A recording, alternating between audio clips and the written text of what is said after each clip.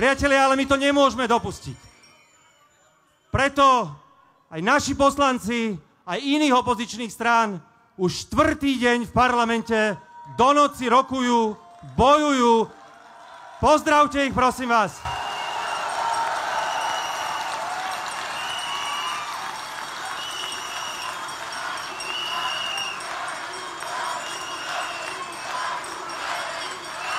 Ďakujem. My cítime vašu podporu a má to zmysel. Fico veľmi chcel dať tento promafiánsky balíček ako darček na Vianoce sebe a svojim ľuďom. Ale dnes už je jedno isté, nedostane to, nebude to mať k Vianociam.